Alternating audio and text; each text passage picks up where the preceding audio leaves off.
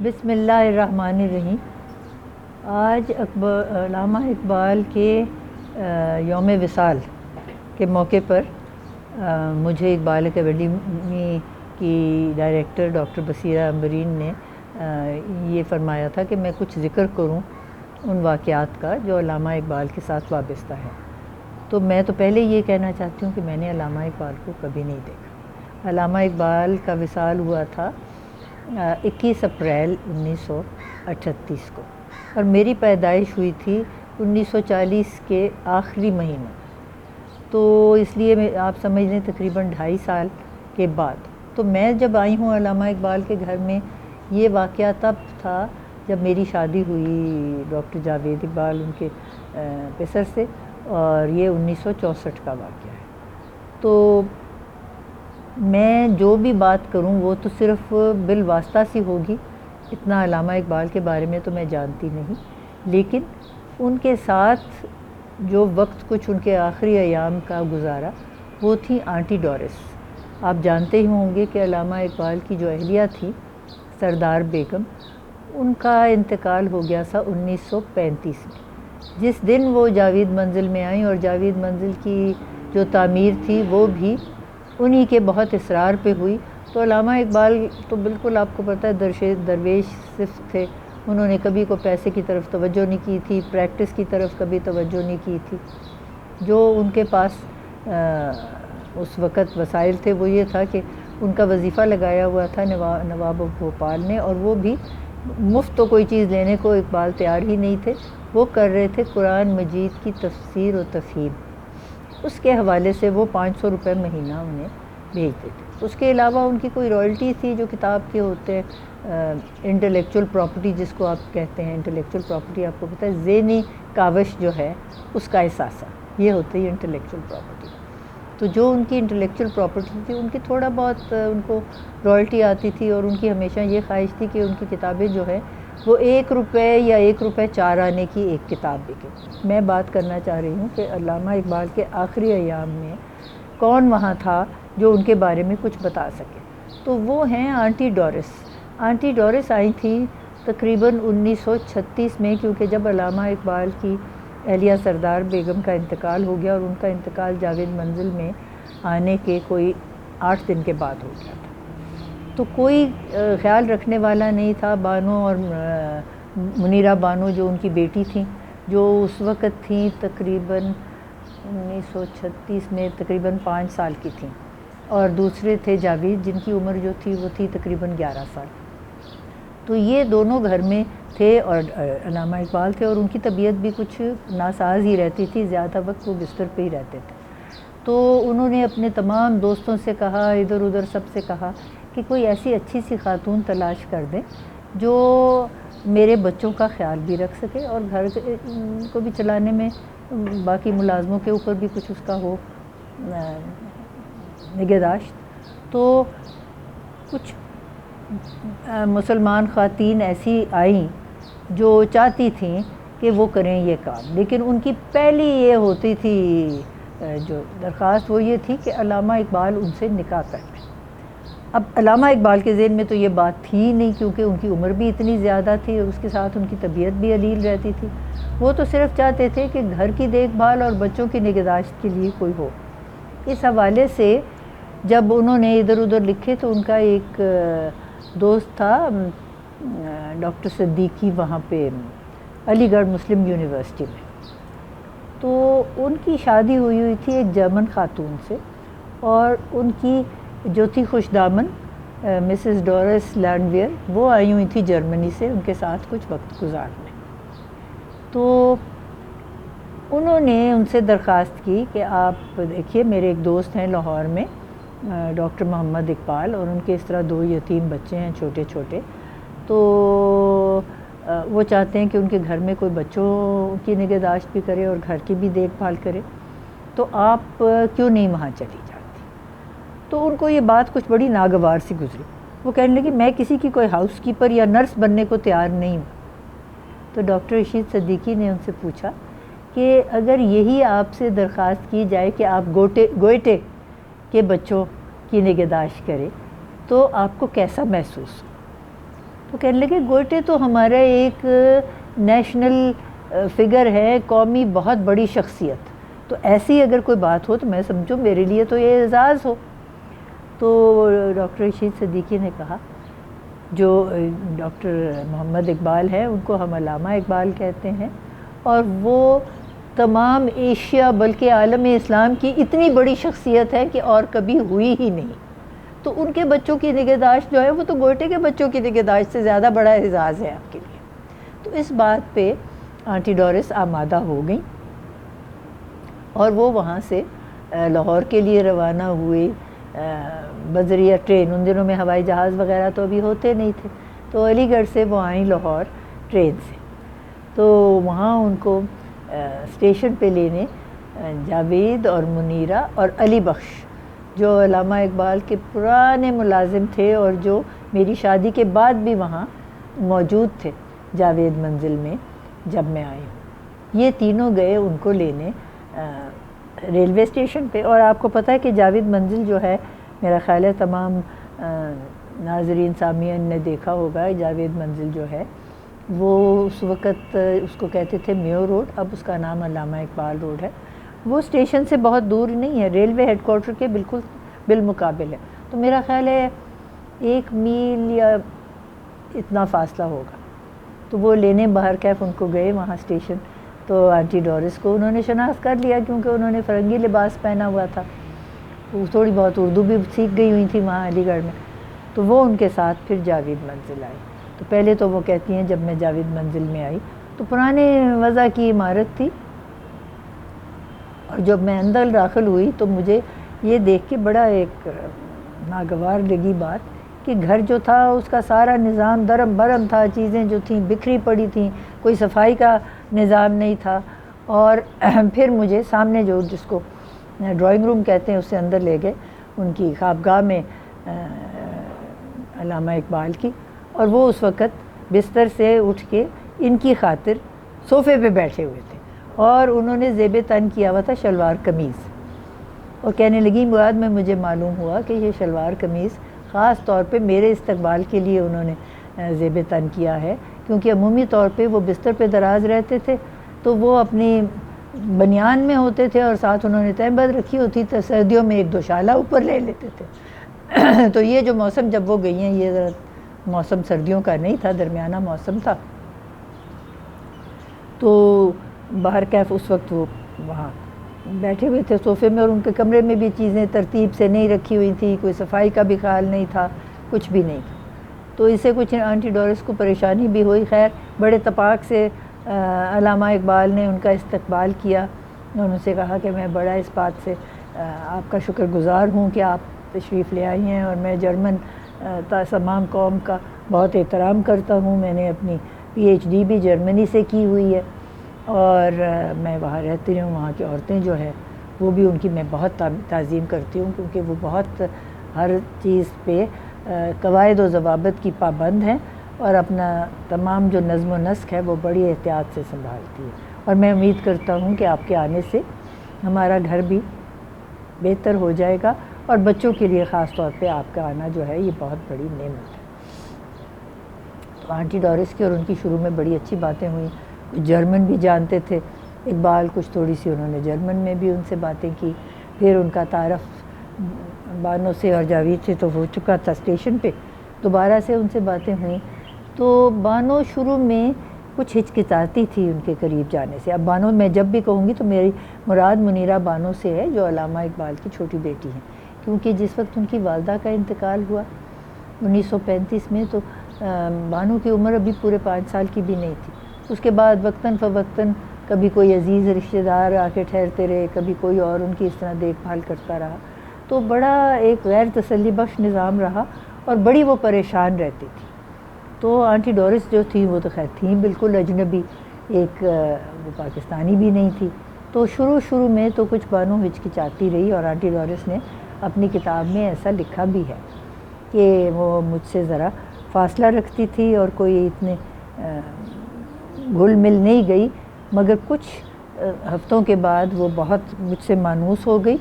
اور پھر مجھے اس نے مٹی کہنا شروع کر دیا۔ مٹی کا مطلب ہے شاید خالہ،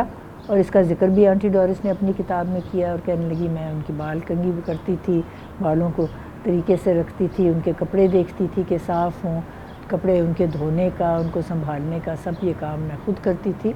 اور علامہ کے جو کپڑے تھے ان کے دھونے کے لیے میں نے دھوبی جو تھا اس کو ذمہ دار ٹھہرایا، کیونکہ علی بخش دھوتا ہوتا تھا تو علی بخش بیچارہ تو خود بھی معمر ہو گیا ہوا تھا، تو ان کے کپڑے جو تھے عام طور پہ ان کا رنگ کو جو تھا نا وہ اتنا صاف نہیں ہوتا تھا، تو جب سے دھوبی کے پاس جانا شروع کیا تو وہ بھی بہتر ہو گئے، اور دوسرا گھر کا نظم و نسق بھی بہتر ہو گیا، نہ کوئی کھانے کا وقت مقرر تھا نہ کسی اور چیز کا۔ تو انہوں نے کہا ایک تو میں نے یہ کیا کہ دوپہر کا کھانا جو تھا وہ ڈاکٹر اقبال اور بچے جو تھے یہ سب اکٹھے کھاتے تھے جس وقت وہ بانو اسکول سے آ جاتی تھی، اور بانو اسکول میں پڑھتی تھی اس وقت کسی قریب کے اسکول میں، لیکن وہاں پہ وہ اسکول اس کو پسند نہیں تھا۔ ایک تو یہ تھا کہ وہاں کی بچیاں جو تھیں وہ بھی کوئی تمیزدار نہیں تھیں، اور کہنے لگی جب وہ گھر آتی تھی تو اس کے بالوں میں جوئیں ہوتی تھیں، تو میں اس بات سے بڑی پریشان ہوتی تھی۔ تو پھر میں نے ڈاکٹر صاحب سے پوچھا کہ ڈاکٹر صاحب ان کا اسکول بدل دیں، تو قریب ہی ہمارے گھر کے کنیٹ اسکول تھا، تو کنیٹ اسکول میں ان کو داخل کر دیا، جس پہ اقبال بھی رضامند تھے اور بالکل نزدیک تھا، پیدل وہ چلی جاتی تھی اسکول۔ اس اسکول میں وہ بہت خوش رہیں، اور وہاں پہ وہ سبق بھی اس کو زیادہ توجہ سے پڑھتی تھیں، اور وہاں بچیوں کے ساتھ دوستی بھی اچھی تھی۔ تو وہاں بائبل کی کلاسیں بھی ہوتی تھیں، تو میں نے علامہ سے کہا کہ دیکھیں وہاں بائبل انجیل بھی پڑھائی جاتی ہے، آپ کو کوئی اعتراض تو نہیں؟ تو علامہ نے کہا مجھے قطعاً اعتراض نہیں، تمام مذاہب کے بارے میں جاننا جو ہے وہ بہت ضروری ہے، تو اگر بانو کو اس کے بارے میں پتہ لگ جائے گا تو یہ بڑا ہی اچھا ہے۔ تو اسکول سے ایک دن آئی تو کہنے لگی مٹھی آج میں نے بڑی دلچسپ کہانی اسکول میں سنی ہے۔ تو میں نے کہا بتاؤ، تو اس نے مجھے سنانی شروع کر دی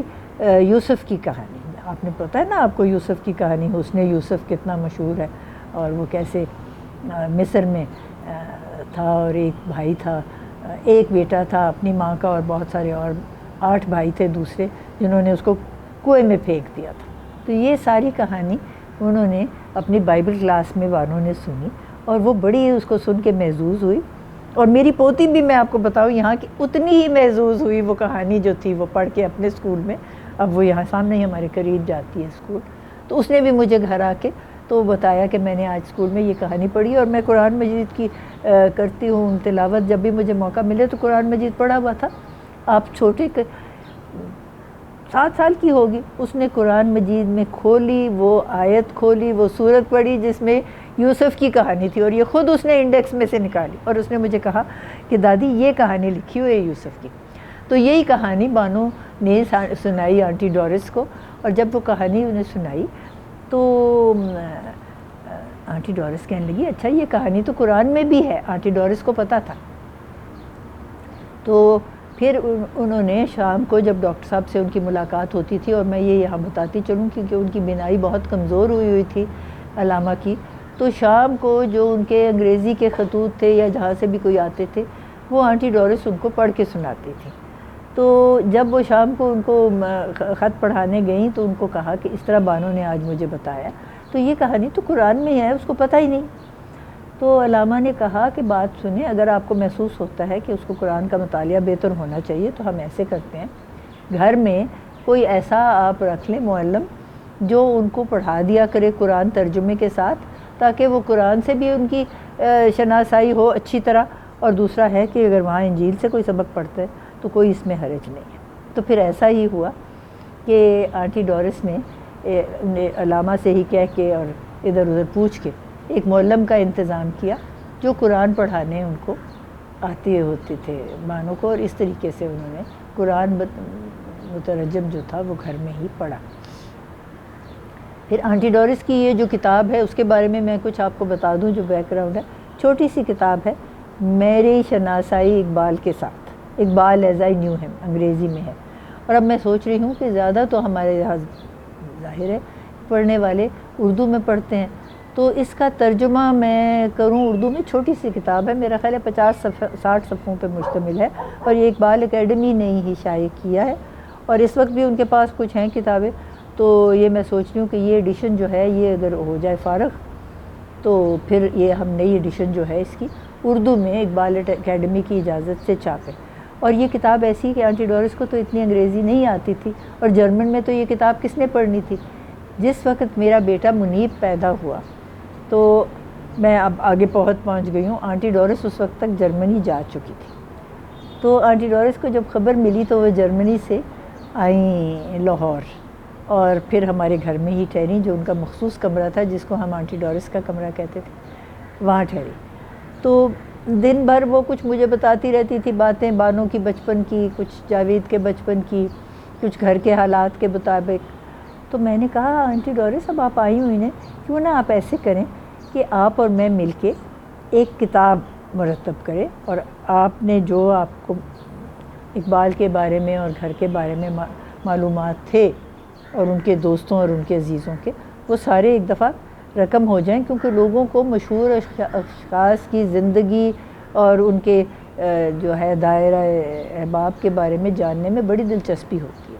تو پھر ایسا ہی ہوا کہ آنٹی ڈورس اور میں باہر، باغیچہ بہت بڑا تھا جاوید منزل میں، کیونکہ 9 کنال پہ محرک ہے یہ تمام جگہ جو ہے. تو ہم بیٹھ جاتے تھے وہاں صبح ناشتے کے بعد، اور دوپہر کے کھانے تک میں آنٹی ڈورس کو سوالات کرتی تھی اور آنٹی ڈورس ان کے جوابات دیتی تھی اور میں وہ لکھتی جاتی تھی. ان زمانوں میں ابھی یہ کمپیوٹر کا تو طریقہ نہیں آیا تھا. تو پھر جب ساری کتاب اس انداز میں، اور چھوٹی سی کتاب تھی، جتنا وہ میرا خیال ہے کوئی 6 مہینے یا 8 مہینے رہیں، تو وہ کتاب جو تھی وہ میں نے اس کو ترتیب دے دیا اور پھر وہاں اقبال اکیڈمی نے اس کو شائع کر دیا. تو پہلے تو انہوں نے حالات مختصر بتائے کہ وہ گھر میں کیسے آئیں، اور انہوں نے یہ بھی بتایا کہ وہاں گاڑی ایک ہوتی تھی ڈیلائل، فرینچ گاڑی، جو کھڑی ہوئی تھی وہاں پورچ میں. کہتے تھے پرانے وقت کی گاڑی تھی اور کچھ شاید اس میں خرابی ہو گئی ہوئی تھی، کبھی علامہ نے ٹھیک بھی نہیں کرائی کیونکہ وہ باہر بھی نہیں جاتے تھے اب زیادہ. تو وہ وہاں اسی طرح کھڑی تھی بیکار. تو پھر میں نے سوچا یہ بیکار ہے، کوئی ذریعہ آمدنی ہو جائے. میں نے کباڑیے کو وہ گاڑی بیچ دی. تو وہ چند روپے میں، چند ٹکوں میں ان زمانوں میں وہ گاڑی بک گئی. آپ یقین جانیے اگر آج وہ گاڑی ہوتی تو وہ تو ایک اتنی بڑی بات ہوتی کہ وہ فرانس سے ہی لوگ لینے آ جاتے ڈیلائل والے کہ علامہ اقبال کے استعمال میں یہ گاڑی رہی. اور نہیں اگر وہاں نہ لینے آتے تو اقبال میوزیم میں ہی اس کی بہت ایک ہو جاتی خاص حیثیت کہ یہ گاڑی جو تھی یہ اقبال کے استعمال میں آئی. باہر کا وہ تو کباڑیا لے گیا، اس نے معلوم نہیں اس کو کیا کیا. تو یہ تو بات ہوئی ان کی گاڑی کی جو اس نے بیان کیا. پھر وہ کہنے لگی کہ جو ان کے دوست احباب تھے ان میں سب سے زیادہ نمایاں جو تھے وہ تھے چودھری محمد حسین. چودھری محمد حسین جو تھے وہ ان زمانوں میں سیکریٹریٹ میں ان کی ملازمت تھی، اور وہ آپ یقین جانیے کہ انگریزوں نے جاسوسی کے لیے علامہ اقبال کے ساتھ پہلے ان کو کیا، ان کا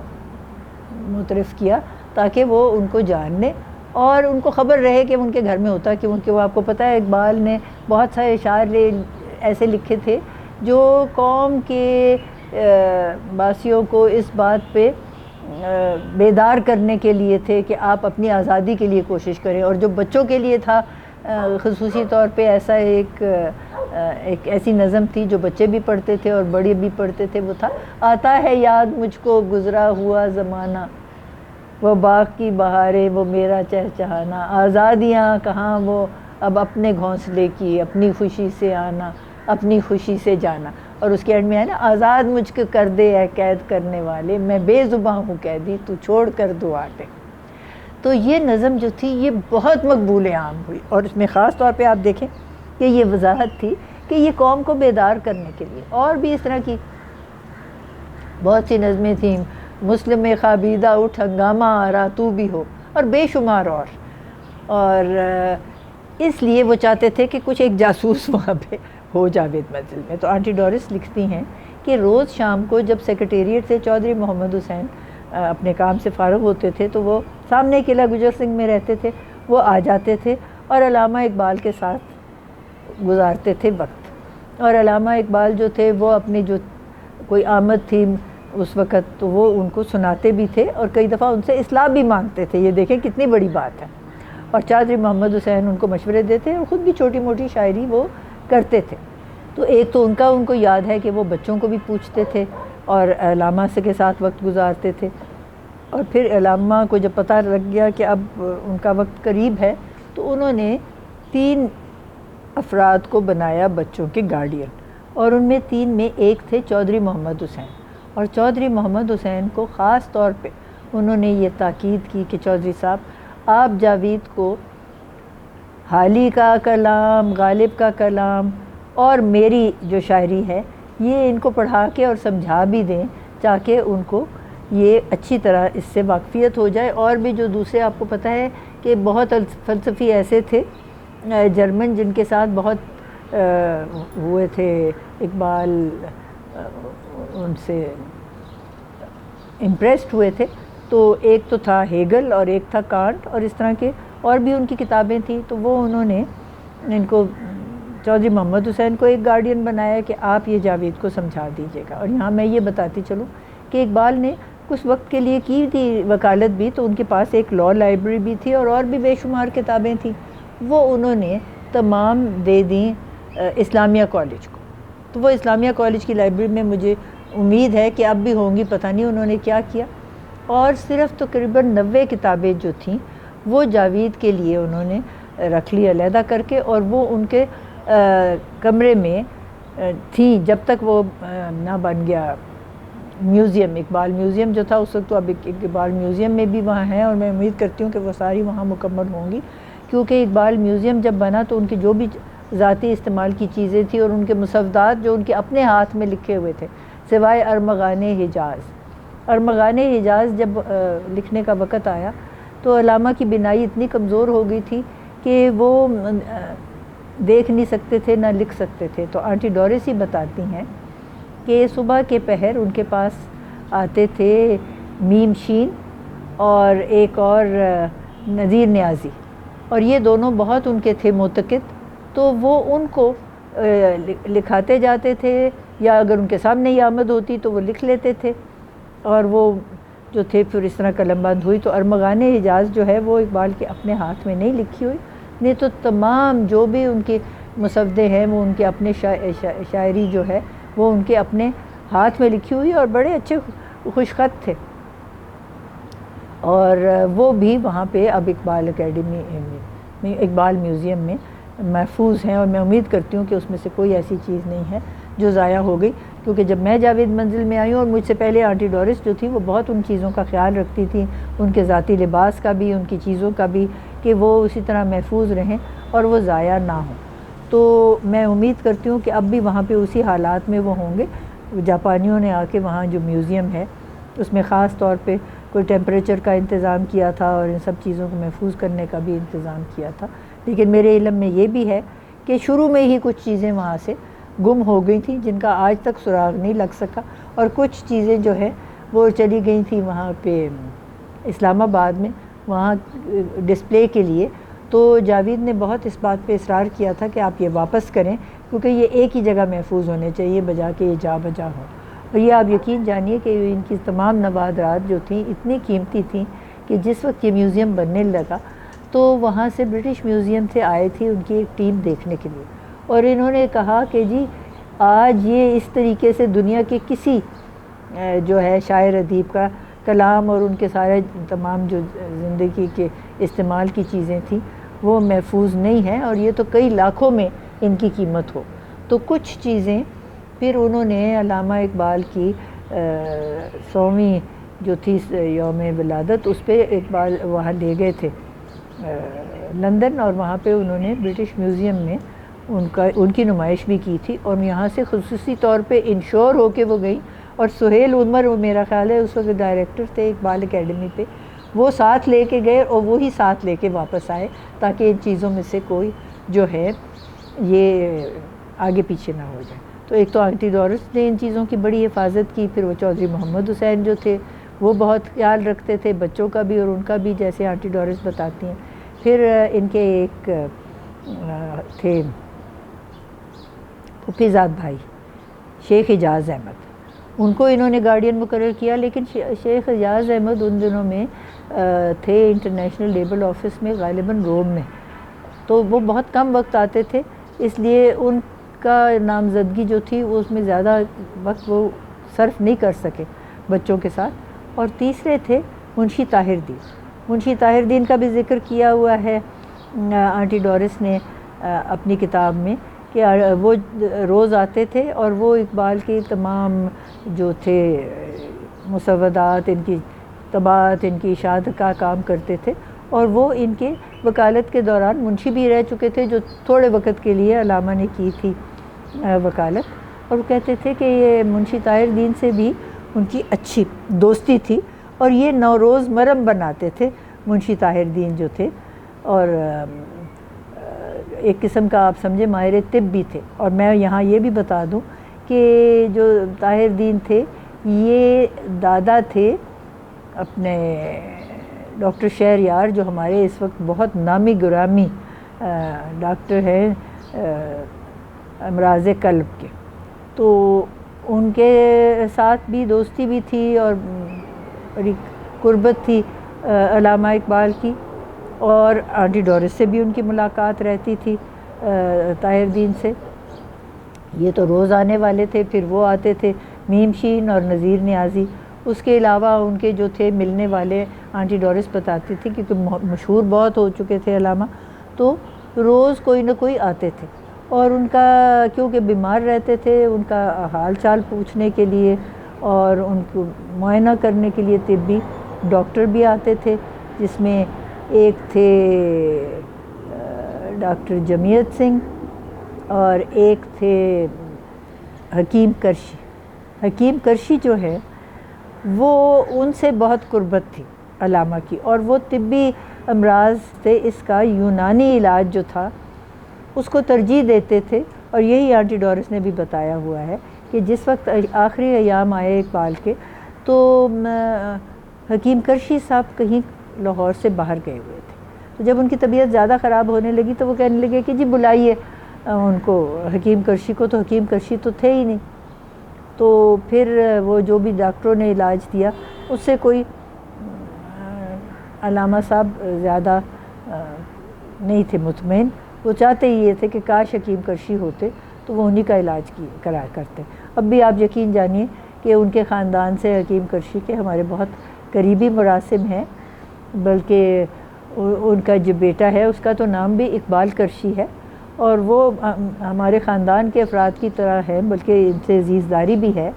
اور ان کا آنا جانا اکثر رہتا ہے۔ تو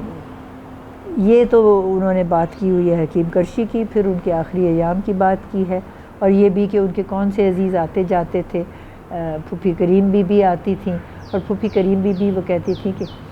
بڑی دلچسپ باتیں کرتی تھی، اور وہ جاوید کی والدہ کے بارے میں ان کو بتاتی تھیں، اور دیگر بھی بتاتی تھیں باتیں علامہ اقبال کی جوانی کی۔ اور اس کے علاوہ وہاں ان کی ایک بہن تھی جونی، وہ بھی آتی تھیں، تو وہ کہتی تھی کہ سب سے زیادہ جو باتیں کرنے والی تھی اور جو دلچسپ باتیں کرتی تھی وہ کریم بی بی تھیں، جو ان کی ہمشیرہ تھی۔ اور اس کے علاوہ ان کے بھائی تھے ڈاکٹر صاحب کے، جو سیالکوٹ میں رہتے تھے، اور وہ ذرا باروب شخصیت تھے، شیخ عطا محمد۔ تو شیخ عطا محمد جو تھے وہ ان کو یہ بات اچھی نہیں لگتی تھی کہ یہ ایک انگریز عورت آپ نے رکھ لی ہے بچوں کو دیکھ بھال کرنے کے لیے، لیکن جو اقبال تھے وہ ان کی بڑی کرتے تھے، عزت کرتے تھے، اور جو بھی بات کہتے تھے وہ چپ کر کے سن لیتے تھے، کبھی اس پہ نہ نہیں کرتے تھے، لیکن کرتے جو تھے اپنی مرضی۔ اسی طرح آنٹی ڈورس بتاتی ہیں کہ جب بانو کوئی ہوئی 10 سال کی تو یا 9 سال کی، تو شیخ عطا محمد نے وہاں سے برقع بھیجے سیالکوٹ سے ان کے لیے۔ اب یہ 9 سال کی بچی کو جب برقع آیا تو آنٹی ڈورس بڑی ناراض ہوئی، وہ کہنے لگی ڈاکٹر صاحب کو شام کو کہ ڈاکٹر صاحب اس برقعے کا کیا کرنا ہے، یہ کو بچوں کو پہنانے والی چیز ہے۔ تو علامہ نے کہا کہ دیکھیے یہ میرے بھائی نے بھیجا ہے، اور یہ ایک محبت کی علامت ہے کہ ان کو میری بچی کا خیال ہے اور انہوں نے ان کے لیے بھیجی ہے، تو پہنے یا نہ پہنے رکھ چھوڑے۔ تو جب بانو کو پتہ لگا کہ اس کے لیے برقع آیا تو وہ بڑی اس بات سے خوش ہوئی، اس نے برقعے کو بطور کھلونا استعمال کرنا شروع کیا۔ تو ان کی سہیلیاں آتی جاتی تھیں، وہ باغ میں بھاگتی دوڑتی تھیں، کوئی برقع پہنتا تھا کوئی اتارتا تھا، تو وہ چھپن چھوپ بھی کھیل لیتی تھی برقعے کے ساتھ۔ کچھ عرصے کے بعد وہ برقع تار ہو گیا تو وہ ختم ہو گیا۔ تو بانو نے کبھی اس طرح کی پردہ نہیں کیا، البتہ آنٹی ڈورس ذکر کرتی ہے کہ جب ان کی شادی ہوئی اور ان کو بارود خانے جانا پڑا تو تب بھی وہاں اس وقت ان کی شادی ہوئی تھی میاں امیر الدین کے صاحبزادی میاں صلاح الدین سے، اور میاں امیر الدین کے جو سسر تھے وہ تھے میاں نظام الدین، ان کی بہت دوستی تھی اقبال کے ساتھ، اور وہ اکثر وہاں بارود خانے جاتے بھی ہوتے تھے ان کے گھر، اور وہ ان کی آموں کے بڑے باغ تھے اور وہ اقبال بڑے شوق سے آم کھاتے ہوتے تھے کیونکہ ان کی یہ خاص ایک پسندیدہ چیز تھی جو وہ کھاتے تھے۔ تو آنٹی ڈورس بتاتے تھیں کہ جب بھی آم آتے تھے نا تو وہ آم بڑے شوق سے کھاتے، لیکن ڈاکٹر نے منع بھی کیا ہوا تھا کیونکہ ان کو شاید ڈائبٹیز کی بھی شکایت تھی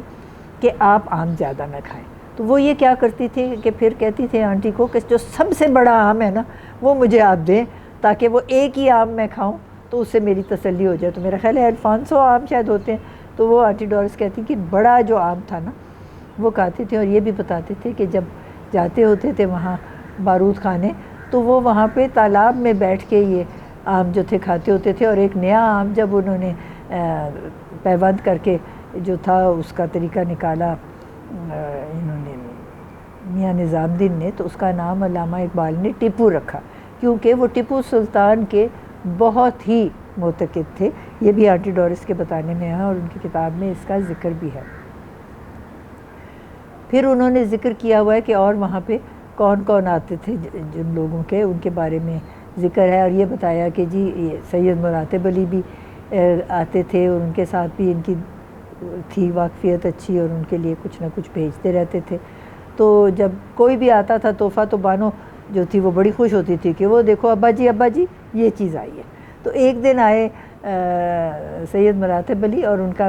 بیٹا شاید سید بابر علی ساتھ ہوں گے، اور جو یہ ورلڈ اولمپک ایسوسی ایشن کے صدر تھے ان کے بیٹے وہ بھی ساتھ تھے۔ ان کے ساتھ گاڑی میں پیچھے کتے بیٹھے ہوئے تھے۔ تو آنٹی ڈورس بتاتی ہے کہ جس وقت وہ گاڑی آئی جاوید منزل میں تو انہوں نے پیچھے کتوں میں دیکھا تو انہوں نے کہا ابا جی کتے آئے۔ تو ان کی ظرافت کی بھی بہت تعریف کرتی ہیں علامہ اقبال کی آنٹی ڈورس۔ کو کہنے لگی تو وہ اندر آ گئے اتنی دیر میں، تو کہنے لگے بیٹا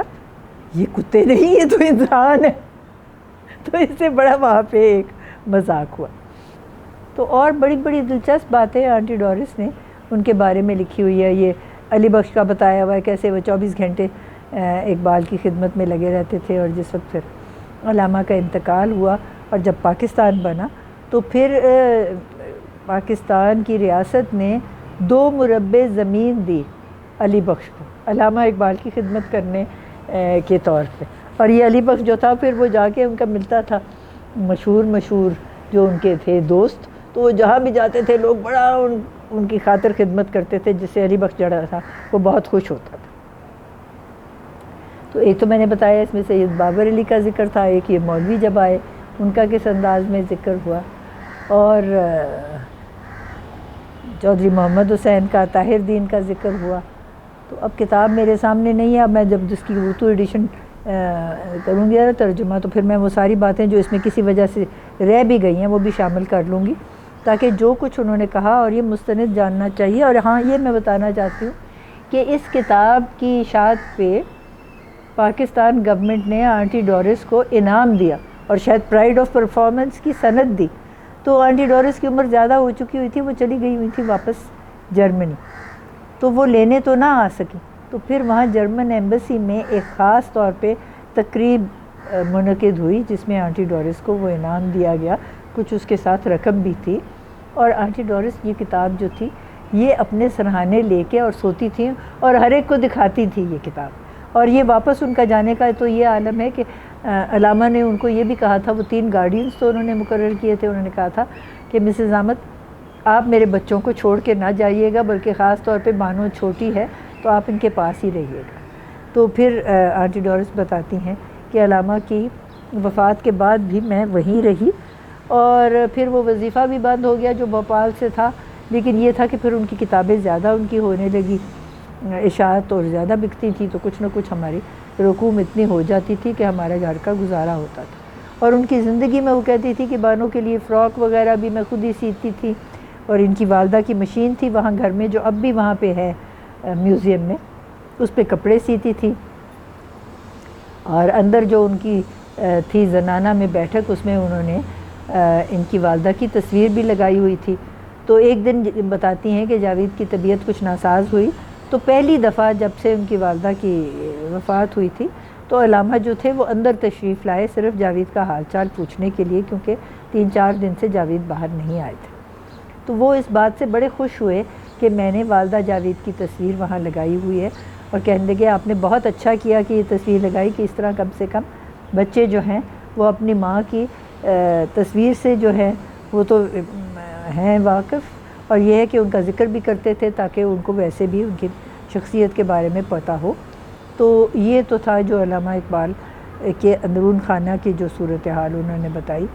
باقی جو تھے ملازم، وہ بتاتے تھے کہ ایک لڑکا تھا رحمہ جو اوپر کے کام کرتا تھا، کچھ باغبانی تھوڑی بہت کرتا تھا، بازار سے سودے لے کے آتا تھا، اور خنسامہ تھا جو کھانا بڑا اچھا پکاتا تھا۔ اور یہ بتاتی ہیں کہ علامہ کی جو خاص پسند چیزیں تھیں وہ شبدیک تھی اور سفید چاول تھے، اور کریلے بڑے شوق سے کھاتے تھے، اور گاجر کا حلوہ انہیں بہت پسند تھا۔ اور آپ جانتے ہیں کہ سیال کوٹھی جو ہے، اور دال بڑی پسند تھی، تو سیال کوٹھی یہ کرتے ہیں کہ نمک اور میٹھا اکٹھا ملا کے کھاتے ہیں۔ تو علامہ نے کہیں دال کے ساتھ یہ گاجر کا حلوہ کھایا اور ساتھ دہی، تو اسی سے ان کا گلا جو تھا بیٹھ گیا، تو ان کی طبیعت جو تھی وہ زیادہ خراب ہونے لگی۔ لیکن اسی طرح میں دیکھتی ہوں کہ جاوید کو بھی گاجر کا حلوہ بہت پسند تھا۔ تو یہ وہ چیزیں تھیں جو اقبال کو بہت پسند ہوتی تھیں، اور شبدیک بڑی اچھی بنتی تھی ان کے گھر میں، اور یہ بھی ایک سلسلہ جو تھا یہ جاری رہا ہمارے گھر میں۔ حالانکہ اور یہ کریلے بھی، اور ایک اور چیز نہاری، پائے بھی آپ کو پتہ ہے کشمیری بہت کھاتے ہیں، آپ کو پتہ ہے یہاں ہمارے جو لیڈر کشمیری رہے ہیں ان کے بھی بارے میں مشہور ہے کہ وہ بہت کھاتے ہیں۔ تو آنٹی ڈورس یہ کہتی ہیں کہ یہ پکواتی ہوتی تھی ان کے لیے، لیکن کم دیتی تھی۔ یہ زیادہ تر جو چیزیں ان کو خوراک دیتی تھی، ایک تو کہتی تھی کہ روز شام کو میں ان کے لیے سوپ بناتی تھی تاکہ اقبال سوپ کم سے کم لے لیا کرے، اور اس کے ساتھ کبھی کوئی چھوٹی موٹی بیک کر کے ان کو دے دیتی تھی ساتھ کھانے کے لیے، کچھ وہ جیسے ہوتی ہیں سوپ سٹکس یا رولز، اور ڈونٹ بناتی تھیں۔ اور وہ بانو نے بھی کچھ سیکھے ہوں گے، اور بانو کے علاوہ جو میاں سلی کی جب شادی ہو گئی تو ان کی بھی عزیز اور اقارب جو آتی تھی جاوید منزل، انہوں نے بھی وہ سیکھ لیے۔ اور وہ بتاتی کہ میاں سلی کے علاوہ رشتے آئے 2-3 اور۔ تو جب علامہ کا انتقال ہو گیا تو جاوید جانا چاہتے تھے باہر پڑھنے کے لیے اپنے والد کے نقش قدم میں، لیکن ان کی وصیت والد کی یہ بھی تھی کہ اپنے بہن کا اپنے خاص خیال رکھنا۔ تو وہ کہنے لگے منیرہ میرے ساتھ چلو۔ تو کہنے لگی بھاجی میں نے تو کافی پڑھ لیا، میٹرک انہوں نے کیا کوئین میری سے، اس کے بعد انہوں نے کہا میں نے نہیں آگے پڑھنا۔ تو پھر کہنے لگے پھر میں تمہاری شادی کر دیتی، تو اس پہ وہ رضامند ہو گئیں۔ تو 3-4 رشتے تھے، تو انہوں نے بانو سے کہا جاوید نے اور آنٹی ڈورس سے بھی کہ بھئی آپس میں ان کو بانو کو کہیں کہ ان میں مشورہ کر لیں، جو یہ پسند کرے گی وہی رشتہ ہوگا، اور تو کوئی نہیں ہم نے کوئی زبردستی کرنا۔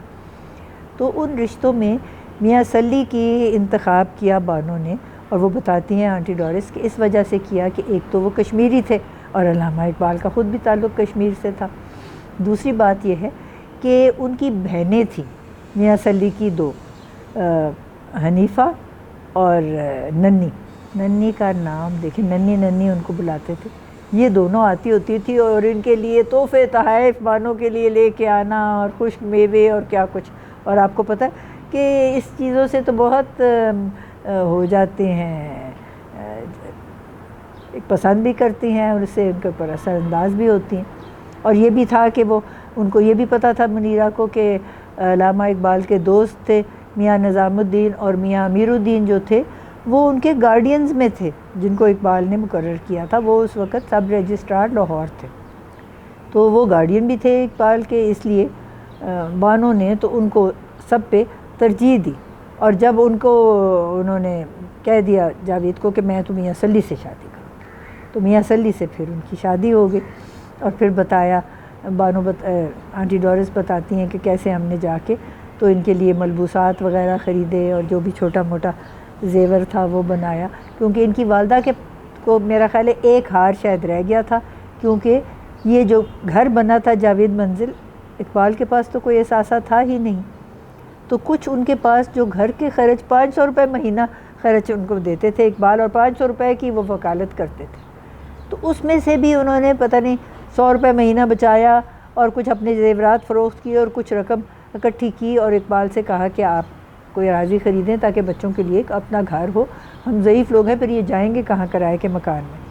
تو پھر اقبال نے یہ 9 کنال زمین خریدی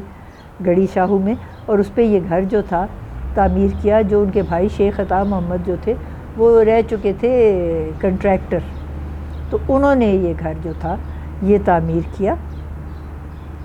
اور یہ گھر جو تھا وہ جاوید کے نام ہوا، اور یہ اس کا نام جیسے آپ جانتے ہیں یہ جاوید منزل ہے۔ علامہ اقبال کی وفات کے کچھ عرصہ بعد آنٹی ڈورس نے ملازمت لے لی سیمنز میں، سیمنز جرمن کمپنی تھی یہاں، اور اس طرح یہ تھا کہ وہ کیونکہ بچے تو جاتے تھے اسکول کالج، تو ان کے لیے بھی ایک وقت گزارنے کا طریقہ تھا۔ وہاں ان کی کسی سے ملاقات ہوئی، کوئی احمد صاحب تھے، ان کی ان سے شادی ہو گئی۔ اب جب شادی ہوئی تو بانو کو تو یہ بات ذرا اچھی نہ لگی کہ آنٹی ڈورس چلی جائیں گی اپنے شوہر کے ساتھ، تو اب کچھ کرنا بھی تھا اس کا طریقہ کار، کیونکہ گھر میں تو اب کوئی تھا نہیں، اور تو آنٹی ڈورس نے ان کو کوئین میری کالج میں داخل کرا دیا، جو ہمارے گھر سے زیادہ دور جاوید منزل سے نہیں تھا، اور وہاں کیونکہ بورڈنگ بھی تھی تو بانو بورڈنگ میں داخل ہو گئی۔ اچھا بانو بورڈنگ میں داخل ہو گئی نا، اور آنٹی ڈورس چلی گئی اپنے شوہر کے ساتھ، تو وہاں ایک اندر ایک قبر سی چھوٹی سی بنی ہوئی ہے، اور اس قبر کو کسی کی پیر کی قبر کہتے ہیں، پتہ نہیں وہ ہے کیا، تو روز وہاں سے جب گزرے نا بانو تو وہ کہے بزرگوں آنٹی ڈورس دا رشتہ ختم ہو جائے، یہ شادی ختم ہو جائے تاکہ یہ واپس آئے تو میں کر جاواں، کیونکہ ان کو بورڈنگ میں رہنے کا ذرا نہیں تھا، پسند نہیں آتا تھا۔ تو کہتی ہیں بانو کی زبان ایسی ہے کہ جو بانو منہ سے کہہ دیتی ہے نا وہ پوری ہو جاتی ہے۔ وہ کہتی ہے میرا شادی جو تھی ختم ہو گئی اور میں جاوید منزل واپس آ گئی، اور بانو نے بورڈنگ چھوڑی، اور اس نے ایک سکھ کا سانس لیا کہ میرا یہ جو بورڈنگ کا جو سانس وقت یہ تو گزر گیا۔ ویسے کوئین میری کالج اب بھی بہت مشہور ہے جگہ، لیکن اب تو وہ باقاعدہ فل فلیجڈ ان زمانوں میں صرف تھا وہ میٹرک تک، اب تو وہ کالج ہو گیا، لیڈی شہاب الدین کالج پر ایک کھل گیا ہوا ہے۔ تو یہ تھا بانو کا وہ کوئین میری کالج میں ذکر، اور یہ آنٹی ڈورس کا واپس آ جانا جاوید منزل میں، کیونکہ بانو نے وہاں روز کو کہنا بزرگوں آنٹی ڈورس کی شادی ختم ہو جائے، تو وہ اس طرح کر کے وہ واپس آئی۔ تو پھر وہ وہیں رہیں، اور نہ صرف کہ وہ وہاں رہی، جب بانو کی شادی ہوئی اور بانو کے جو بھی سامان بازار سے بانو نے چند ایک چیزیں خریدی، اور جو وہ اپنی والدہ کا ہار تھا وہ تھا، تو وہ ان کی جب شادی ہوئی تو وہ چلی گئی وہاں پہ شہر میں بارود خانے میں، اور یہاں آنٹی ڈورس رہتی تھی۔ تو کچھ عرصے کے بعد یہاں آ کے رہنا شروع کر دیا۔ آنٹی ڈورس بتاتی ہیں کہ میاں امیر الدین کے جو داماد تھے حنیفہ کے شوہر خواجہ عبدالرحیم، وہ اور خواجہ عبدالرحیم کی اہلیہ وہ آ کے رہنا شروع ہو گئے جاوید منزل میں، اور آنٹی ڈورس جتنا عرصہ جاوید جو تھے یہ انگلستان میں تھے، اور بانو رہتی تھی بارود خانے میں، لیکن اس نے کبھی برقع نہیں لیا، چادر اوڑھ لیتی تھی اور چادر ہی اوڑھ کے وہ آتی جاتی تھی۔ تو جس وقت واپس آئے جاوید لندن سے اپنی پی ایچ ڈی لے کے، اور تمام جو بھی انہوں نے، اور وہاں سے بار ایٹ لاء بھی کر لیا، تو آنٹی ڈورس بتاتی ہیں کہ جب وہ واپس آ گئے تو پھر وہ تو چلے گئے حنیفہ اور خواجہ عبدالرحیم، تو گھر میں صرف آنٹی ڈورس تھی اور ڈاکٹر جاوید اقبال تھے۔ تو انہوں نے میاں سلی سے کہا کہ میاں سلی یار میں تو بڑا اکیلا محسوس کرتا ہوں، مجھے تو عادت ہے گھر میں ہمیشہ بانو ہوتی تھی، تو یار تھوڑے دن کے لیے تم ادھر ہی آ جاؤ نا۔ اور یہ دیکھیے کتنی فراخ دلی کا ثبوت دیا میاں سلی نے کہ میاں سلی آ گئے جاوید منزل، اور وہ جاوید منزل ہی میں رہے اپنی اہلیہ کے ساتھ، اور ان زمانوں میں ان کے 2 بچے تھے، اسد تھا اور یوسف، ان کو بھی ساتھ، تینوں چاروں بچے یہیں رہتے تھے جاوید منزل میں، اور یہاں پہ پھر ان کا تیسرا بیٹا ہوا، اور یہ آنٹی ڈورس بتاتی ہیں کہ کیونکہ وہ بیٹا یہاں پیدا ہوا اس کا نام بانو نے اقبال رکھا اپنے والد کی یاد میں۔ تو وہ اقبال صلاح الدین جو ہے وہ خاص طور پہ جاوید منزل میں ہی پیدا ہوا، اور اس کی نگہداشت بھی آنٹی ڈورس نے ہی کی جیسے اس کی والدہ کی، اور وہ پھر بہت مانوس تھا اور بہت محبت کرتا تھا آنٹی ڈورس کو۔ تو جس وقت میاں امیر الدین نے گھر نیا بنایا گلبرگ میں، تو میاں سلی سے انہوں نے کہا کہ سلی ہوں تو آ جانا اپنے گھر، تے وہ پھر ادھر آ گئے، بانو اور میاں سلی اور ان کے تینوں بچے آ گئے گلبرگ میں۔ تو وہاں پھر گھر جو تھا وہ بالکل اکیلا ہو گیا، اور آنٹی ڈورس کہنے لگی کہ میں نے سوچا اب میں بھی واپس جاؤں جرمنی، کیونکہ جرمنی میں ان کے اپنے بھائی بھی تھے۔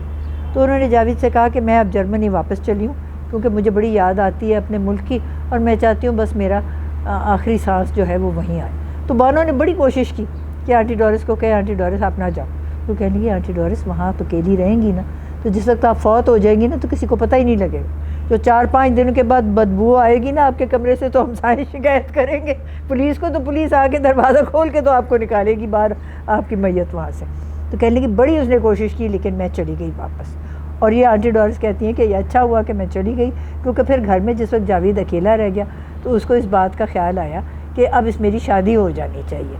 تو بانو بتاتی رہتی تھی وقتاً فوقتاً کبھی شادی کر لو شادی کر لو، تو یہ شادی پہ آمادہ نہیں ہوتے تھے، کیونکہ گھر میں رونق بھی تھی، بانو تھی، بچے تھے، میاں سلی تھا، آنٹی ڈورس تھی۔ تو جب گھر بالکل ہی اکیلا ہو گیا تو پھر انہوں نے یہ کیا کہ شادی کر لی، اور شادی کے وجہ سے پھر جو گھر تھا وہ آباد ہو گیا۔ تو اس طریقے سے میں گھر میں آئی آنٹی ڈورس کے جانے کے تقریباً 1 سال بعد۔ ایک بات اور میں آنٹی ڈورس کی ضرور یہاں بتاتی چلوں اختتام سے پہلے، کہ بانو بہت زیادہ مانوس ہو گئی تھی آنٹی ڈورس سے، اور آنٹی ڈورس بھی ان کو بیٹی بیٹی کہہ کے مخاطب ہوتی تھی اور اردو میں بات کرتی تھی، کہتی تھی بانو نے اور جاوید نے ایک لفظ مجھ سے جرمن کا نہیں سیکھا، بڑی میں نے کوشش کی۔ صرف جو تھی بانو اس نے 2-3 نظمیں سیکھیں، ایک نظم تھی بک بک کوخن، بلکہ میں نے سیکھ لی آنٹی ڈورس سے، اور ایک اور تھی زوفا غینڈی ڈامن، وہ بھی۔ تو یہ جو تھی باتیں یہ بانو نے بھی سیکھی۔ تو کہنے لگی کہ میں اس کو بیٹی بلاتی تھی، تو ایک دن